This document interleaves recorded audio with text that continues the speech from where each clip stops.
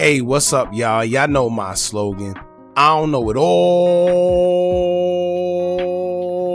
but I know what I've been through. Now, before we get into this video, make sure you check us out on Patreon at www.patreon.com/Hookah Anonymous _. You guys been telling us to create one for the longest, so we recently created a community where we will upload videos that we can't share on YouTube due to their guidelines, but we'll also be dropping the latest to there first, behind the scenes information that you wouldn't find anywhere else on our socials. So make sure you become a member, and after you do that, head over to our official Instagram page at Hookah Anonymous _ and follow us there.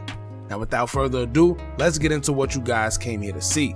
Now, if you're in Chicago right now, it's really not the time to be outside unless you absolutely need to be, and go right back in. It's getting hot outside, summer is here, and it seems like every time you turn around, you hear about someone or someone's losing their life. The reason I say someone's is because since summer have started, Chicago have already seen about 2 mass incidents where multiple people have been shot in groups and a couple people have lost their lives. First, it was in June, where 6 people were hospitalized for a mass incident that took place in West Englewood in the early morning.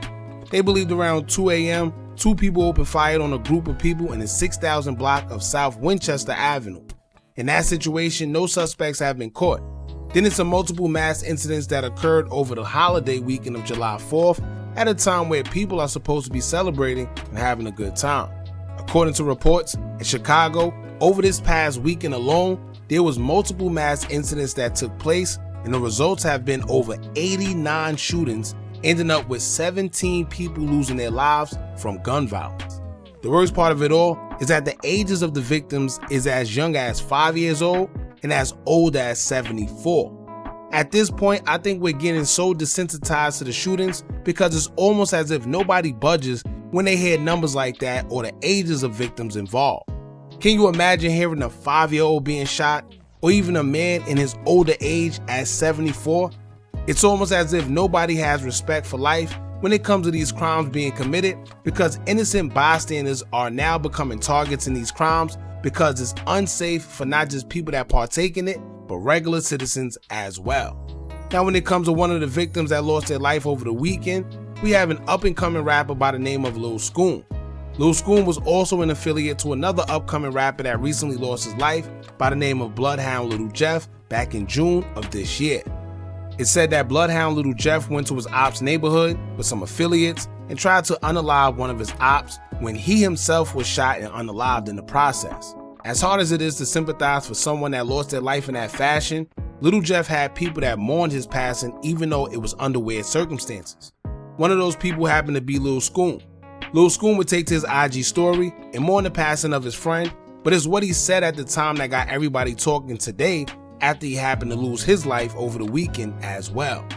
Lil Scoom would take to his IG story and repost a picture of him and Lil Jeff as he captioned it saying, quote, "Damn brother, this ish don't feel real. I love you. I'ma be with you real soon." Now ironically, just a month later, exactly on the 8th, Lil Scoom's words came to fruition, because as of yesterday, it's been reported that Lil Scoom was shot and unalived on Sunday around 11:50 p.m. on the south side of Chicago in the Chatham area.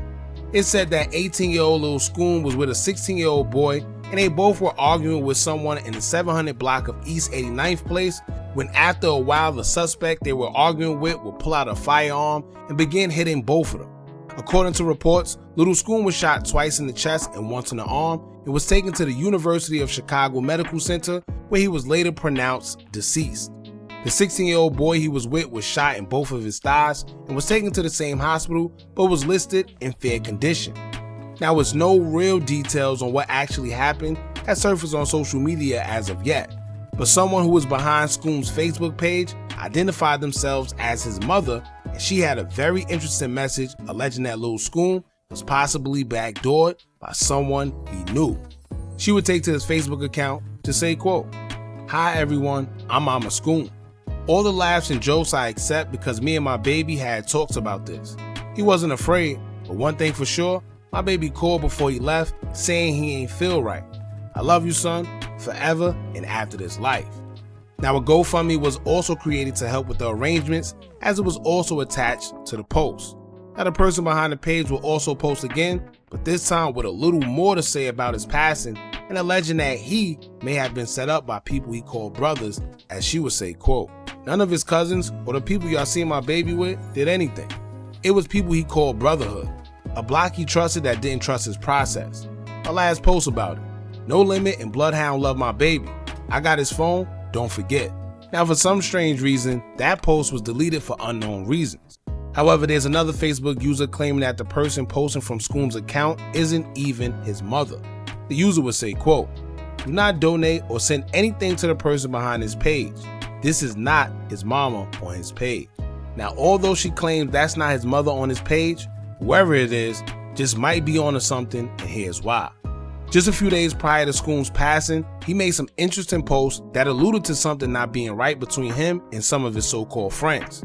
He also alluded that he felt he'll be set up in some way, form, or fashion. In a post he made just 3 days ago, he would say, quote, "Set me up, we all dying," laughing emoji. Then in another post he made last month on the 19th, he would say, quote, "I ain't trying to die right now. I don't even got 6 friends that's gonna carry my casket." So seeing posts like that let us know that Scoom felt he didn't have anyone around him that he could call a friend, because he literally said he don't have 6 friends. Then, what a coincidence that he spoke on being set up, and the way he passed away almost feels like exactly that. I say that because it's obvious that someone who shot him was someone he was close enough with where he was able to get that close to Scoom in the first place. They said it was an argument that transpired before shots were made, so clearly it wasn't done by any of his ops, because they wouldn't be able to get that close. However, what can you be arguing with someone about that you're supposed to be close with that'll get them mad enough to shoot you 3 times? 2 times in your chest and once in your arm. Sounds like he was trying to take his life to me. Not to mention, he also shot the person that he was with.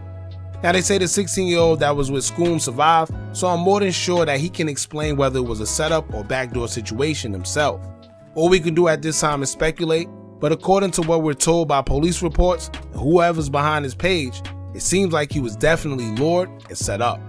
I always say on this page that even though some of these guys are who they are and do what they do, it's one thing to lose your life to the streets. In that case, it just is what it is because you're doing what you do. But it's such a disadvantage and messed up when guys lose their life because they were backdoored by the same people that they thought they can trust. It's crazy. And this is why I always say, if I have a friend or anybody I'm close to or associated with in any way, shape, or form, glorifying, backdooring, and sliming somebody out, I gotta cut them off. Because who's to say that I'm not the next one on their list? And it's easy to be on point if you got ops because you know exactly who they are. But how do you defend yourself when you got ops disguised as your friends? You never see it coming. Now, on another note, watch what you attract to yourself and understand that the power of the tongue is real. To go back to the post Lil Scoom made when Lil Jeff lost his life, he mentioned that he was going to be with him real soon. Not just soon, but real soon. And that real soon came sooner than later. And to dive even deeper, he made that same exact post on June 8th and ended up losing his life July 8th, an exact month after Jeff lost his life. So once again, y'all, watch what you say and watch the energy you attract to yourself, because unfortunately, you may just get what you want. Now, before I end this video, I want to point something out that's pretty interesting. We know that YFG Fatso was feuding back and forth with Lil Scoom on social media, so of course when news surfaced of his passing, Fatso wasted no time to troll. Check this out.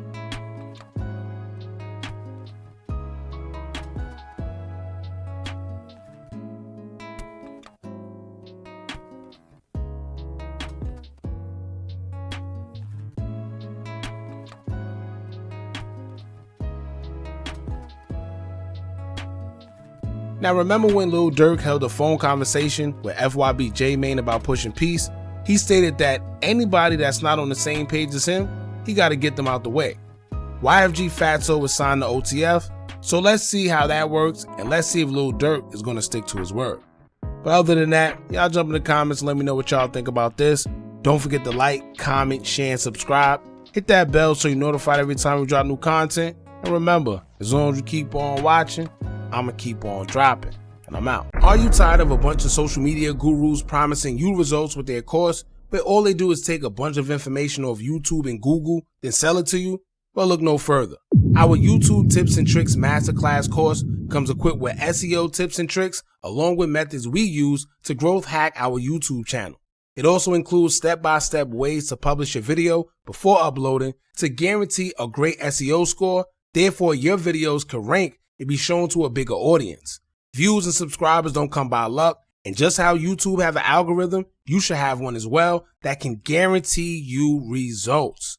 We threw in websites and softwares we personally use to generate money creating faceless YouTube channels. If you also would like to skip the process and just buy other pre-built accounts, whether it's Instagram, YouTube, or Facebook, we also threw that in there for you too. We went through trial and error, so you don't have to. Click the link in the description or the comments and get started today. Now back to the video.